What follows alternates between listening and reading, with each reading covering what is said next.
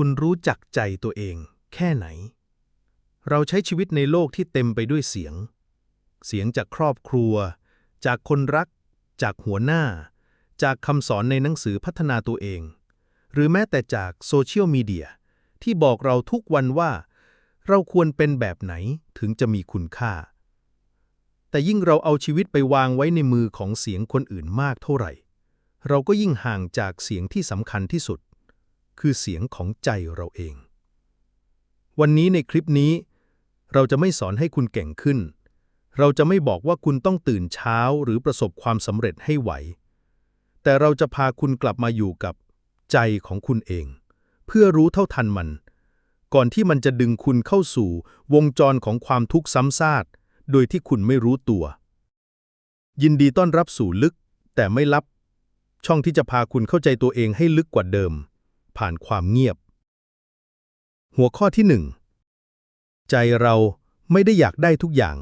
แต่เราชินกับการไล่ล่าในทุกวันเราตื่นมาพร้อมกับรายการสิ่งที่ต้องได้ต้องมีบ้านต้องมีชื่อเสียงต้องสำเร็จ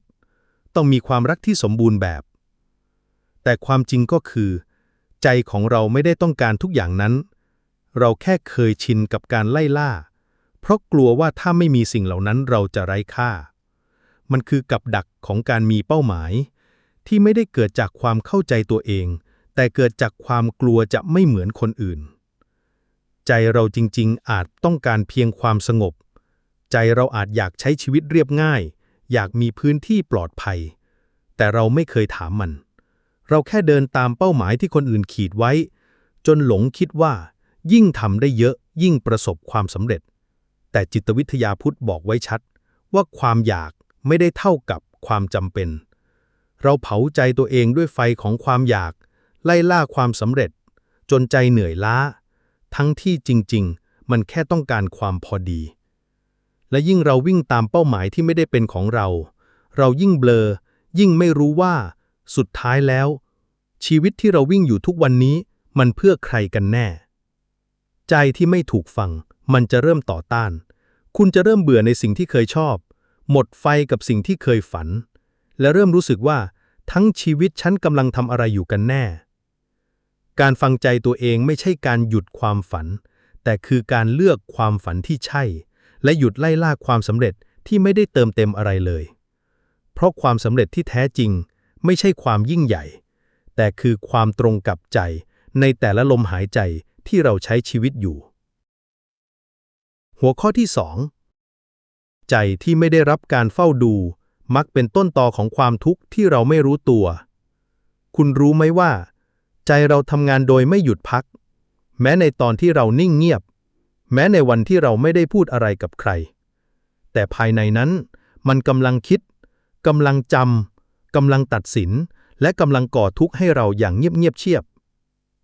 ใจที่ไม่ได้ถูกเฝ้าดูเหมือนเด็กที่เติบโตมาโดยไม่มีผู้ปกครองมันจะโตไปแบบไร้ระเบียบมันจะเชื่อในสิ่งที่ไม่จริงมันจะพาเราไปรู้สึกผิดในอดีตหวาดกลัวอนาคตและที่ร้ายที่สุดมันจะทำให้เราเกลียดตัวเองอย่างช้าๆเราเชื่อในเสียงในหัวโดยไม่ได้เฝ้ามองเช่นฉันไม่ดีพอเขาคงไม่ชอบฉันต้องประสบความสำเร็จเร็วๆเราเชื่อมันโดยไม่ได้ถามว่ามันมาจากไหนแต่ในทางพุทธจิตใจไม่ได้มีหน้าที่พูดความจริงมันแค่ปรุงแต่งใจคือโรงงานของความคิดที่ปั่นเรื่องธรรมดาให้เป็นปัญหาและปั่นปัญหาให้กลายเป็นความทุกข์แล้วเราจะแก้ได้ยังไงไม่ใช่การห้ามคิดเพราะเราห้ามใจไม่ได้แต่เราสามารถเฝ้าดูใจได้เหมือนพระพุทธเจ้าที่ตรัสว่ารู้ทันจิตเมื่อจิตเกิดขึ้นรู้จิตดับไปเมื่อจิตสงบนี่คือจิตวิทยาของการรู้สึกตัวมันไม่ใช่เรื่องลึกลับแต่มันคือเครื่องมือที่เราลืมใช้เราต้องเริ่มหัดเป็นผู้ดูไม่ใช่เหยื่อของจิตเริ่มฝึกฟังเสียงในหัวโดยไม่เชื่อมันทุกคำเช่นเวลาที่ใจบอกว่าฉันล้มเหลวให้เราหยุดแล้วถามกลับไปว่าจริงไหม นี่คือข้อเท็จจริงหรือแค่ความรู้สึกเพราะหลายครั้งความทุกข์ที่เรามีไม่ใช่เพราะชีวิตแย่แต่เพราะใจเราปรุงให้มันแย่ใจไม่หยุดพูดแต่เราสามารถเลือกจะฟังหรือไม่ฟังได้เมื่อเราเริ่มรู้เท่าทันจิตมันเหมือนเปิดไฟในห้องมืดเราจะเริ่มเห็นว่าอารมณ์คือคลื่นที่มาแล้วก็ไปความคิดที่บั่นทอนเรานั้นไม่ใช่ตัวเราจริงๆมันแค่มาแล้วมันก็จะไปจิตที่ไม่ถูกรู้ทันจะควบคุมเราแต่จิตที่เรารู้เท่าทันจะกลับมาเป็นเพื่อนที่ดีของเราได้อีกครั้งหนึ่งนี่แหละคือจุดเริ่มต้นของอิสรภาพที่แท้จริงไม่ใช่จากภายนอกแต่จากใจที่เราควบคุมได้โดยไม่ต้องบังคับหัวข้อที่ 3อย่าเชื่อทุกสิ่งที่ใจบอกคุณแม้ว่าเสียงนั้นจะดังแค่ไหนก็ตามเสียงในหัวของเรานั้นทรงพลังมากบางทีมันแค่กระซิบว่าคุณไม่มีค่าแต่มันสามารถทำให้เรารู้สึกหมดแรงทั้งวันเสียงที่พูดว่าเธอคงไม่ชอบฉันไม่น่าทำแบบนั้นเลยทำไมชีวิตฉันไร้ค่าแบบนี้ไม่ใช่ความจริงเสมอไปแต่มันเกิดจากจิตที่ผสมอดีตอารมณ์ความกลัวความคาดหวังและความรู้สึกผิดมาไว้ในคำเดียวในทางจิตวิทยาเรียกว่า cognitive distortion หรือความคิดผิดเพี้ยนที่เราหลงเชื่อยิ่งใจเราพูดมากเท่าไหร่ยิ่งต้องมีใครสักคนฟังมันอย่างมีสติและใครคนนั้นก็คือคุณเองนี่ไม่ใช่การต่อสู้กับใจแต่คือการเป็นเพื่อนกับมันโดยไม่หลงไปกับมันลองนึกภาพคนเพื่อนขี้บ่นอยู่ข้างๆคุณไม่จำเป็นต้องไล่เขาไปแต่ก็ไม่จำเป็นต้องเชื่อทุกอย่างที่เขาพูดเสียงในหัวก็เช่นกันเราเพียงฟังอย่างรู้เท่าทันไม่ตัดสินไม่อินเกินไปเพียงเฝ้าดูว่าใจเรากำลังพูดอะไรและมันมาจากไหนนี่คือทักษะของการอยู่กับใจตัวเองแบบไม่เจ็บปวดเป็นจุดเริ่มต้นของการฟื้นฟูจิตใจที่ไม่ต้องเปลี่ยนอดีตแต่เปลี่ยนมุมมองต่อมันหัวข้อที่ 4 ความรู้สึกไม่ดีไม่ได้แปลว่าเรากำลังล้มเหลวมันอาจแค่เป็นสัญญาณว่าเรายังเป็นมนุษย์คุณเคยรู้สึกไหมว่าทำไมวันนี้ฉันเศร้าทั้งที่ไม่มีเหตุผลทำไมฉันเหนื่อยทั้งที่ไม่ได้ทำอะไรทำไมใจฉันมันว่างเปล่าแบบนี้เราถูกสอนว่าความรู้สึกไม่ดีคือปัญหาแต่ในทางกลับกันความรู้สึกไม่ดีคือกลไกธรรมชาติของใจที่กำลังส่งสัญญาณบางอย่างบางทีมันบอกว่าเราลืมดูแลตัวเองเรากำลังฝืนบางอย่างอยู่เราต้องหยุดและฟังตัวเองจริงๆถ้าเรามองทุกอารมณ์ลบว่าเป็นศัตรูเราก็จะต่อสู้กับตัวเองทุกวันแต่ถ้าเรามองว่ามันคือครูเราจะเริ่มเข้าใจว่าทุกอารมณ์มีที่มาและมีหน้าที่ความเศร้าอาจเป็นครูที่สอนให้เราหยุดความอิจฉาอาจสอนให้เรากลับมาทำในสิ่งที่เราขาดความกลัวอาจช่วยปกป้องเราจากสิ่งที่ไม่เหมาะทั้งหมดนี้ไม่ได้เกิดมาเพื่อทำร้ายเราแต่เพื่อให้เราเข้าใจตัวเองมากขึ้นเมื่อคุณเข้าใจอารมณ์ที่เกิดขึ้นคุณจะเริ่มไม่กลัวมันและเมื่อไม่กลัวคุณจะเริ่มอยู่กับมันได้อย่างสงบนี่แหละคือจุดเริ่มต้นของการรักตัวเองอย่างแท้จริงไม่ใช่แค่วันที่ดีแต่รวมถึงวันที่เรารู้สึกไม่ดีด้วยหัวข้อที่ 5ไม่ใช่ทุกการตอบสนองจากใจคือการกระทำที่เราควรทำตามใจคุณเคยไหมโกรธจนอยากพูดแรงๆแต่พูดออกไปแล้วกลับรู้สึกผิดหงุดหงิดใครสักคนโดยไม่มีเหตุผลแต่ก็รู้ว่าเขาไม่ได้ผิดอะไรอยากตัดใครออกไปจากชีวิตทันทีแต่ลึกๆรู้ว่าจริงๆคือเรายังไม่เข้าใจเขาดีพอสิ่งเหล่านี้คือสัญญาณสำคัญของช่องว่างระหว่างความรู้สึกกับการกระทำเราถูกใจตัวเองสั่งมามากมายตลอดชีวิต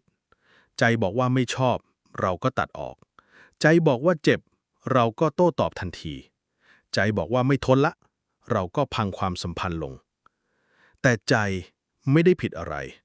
เพียงแต่มันทำหน้าที่ของมันคือสะท้อนสภาพภายในของเราเท่านั้นใจคือเครื่องมือไม่ใช่เจ้านายใจคืออุณหภูมิไม่ใช่คำสั่ง คนที่มีวุฒิภาวะทางอารมณ์สูงคือคนที่สามารถแยกได้ว่าอะไรคือแค่ความรู้สึกและอะไรคือการตัดสินใจที่ผ่านการย่อยแล้วการรู้ทันใจไม่ใช่การไปปราบใจแต่คือการฝึกอยู่กับมันจนรู้จังหวะรู้ว่าเมื่อไหร่ควรฟังรู้ว่าเมื่อไหร่ควรปล่อยผ่านนี่คือสิ่งที่นักปฏิบัติธรรมหลายคนเรียกว่าการมีสติรู้ก่อนจะคิดไม่ใช่แค่รู้หลังจากพูดพลาดหรือทำพลาดแล้วยิ่งใจเราควบคุมไม่ได้เรายิ่งต้องเป็นมิตรกับมันแล้วค่อยๆฝึกให้มันไม่กลืนเราทั้งตัวหัวข้อที่ 6ยิ่งเข้าใจใจตัวเองยิ่งเข้าใจคนอื่นได้ลึกขึ้นหลายคนพยายามเข้าใจคนอื่นผ่านการวิเคราะห์ผ่านการใช้เหตุผลแต่สุดท้ายก็ยังรู้สึกว่าไม่เข้าใจเลยว่าทำไมเขาถึงทำแบบนั้นคำตอบอยู่ที่นี่ครับถ้าเรายังไม่เข้าใจใจของตัวเองเราจะไม่มีทางเข้าใจความซับซ้อนของใจคนอื่นได้เลย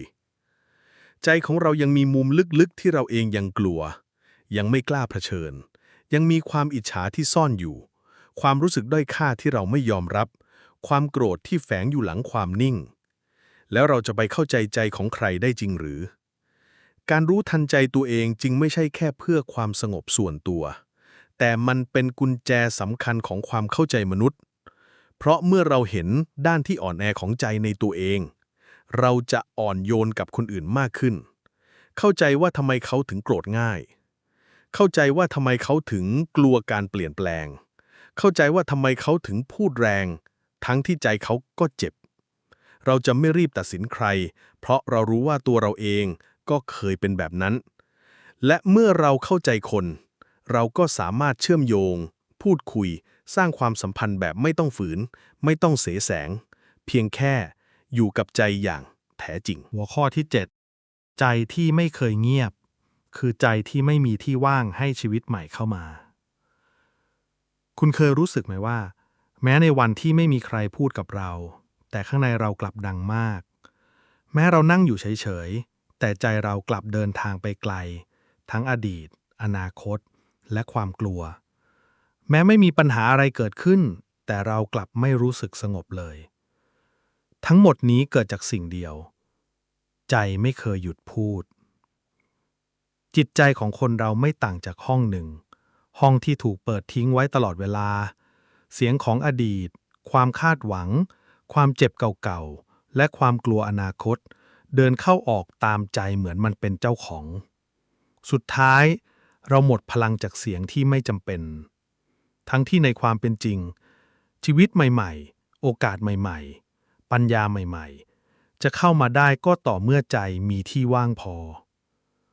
ความเงียบจึงไม่ใช่แค่การไม่พูดแต่คือการสร้างพื้นที่ว่างให้ใจได้หยุดได้ฟังและได้อยู่กับสิ่งที่สำคัญจริงๆคนที่รู้ทันใจจะไม่ปล่อยให้ใจเดินไปโดยไม่มีทิศจะฝึกให้ใจอยู่กับลมหายใจอยู่กับปัจจุบันอยู่กับความจริงที่เรียบง่ายที่สุดและในความเงียบนั้นเองเราจะได้ยินเสียงของความเข้าใจที่ไม่เคยได้ยินเลยเวลาที่ใจเราดังเกินไปหัวข้อที่ 8 สุดท้ายแล้วคุณไม่มีทางชนะใจตัวเองถ้ายังหลีกเลี่ยงการอยู่กับมันคนจำนวนมากเข้าใจผิดว่าการรู้ทันใจคือการควบคุมใจให้ได้แต่ความจริงไม่มีใครควบคุมใจได้เลยหากยังไม่ยอมอยู่กับมันลองสังเกตดูสิเราหลีกเลี่ยงการอยู่กับตัวเองแค่ไหนในแต่ละวันเราเปิดมือถือทันทีที่รู้สึกเหงาเราเปิดเพลงทันทีที่เงียบเราเลื่อนฟีดทันทีที่ว่างเราหากิจกรรมเสมอเพื่อไม่ต้องรู้สึกและนั่นแหละคือกับดักที่ใจเราวางไว้ให้เรา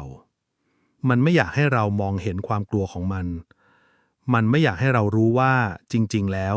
เรายังไม่ยอมรับตัวเองแต่การรู้ทันใจไม่ใช่การหลบมันคือการเข้าไปอยู่อย่างสงบอย่างอ่อนโยน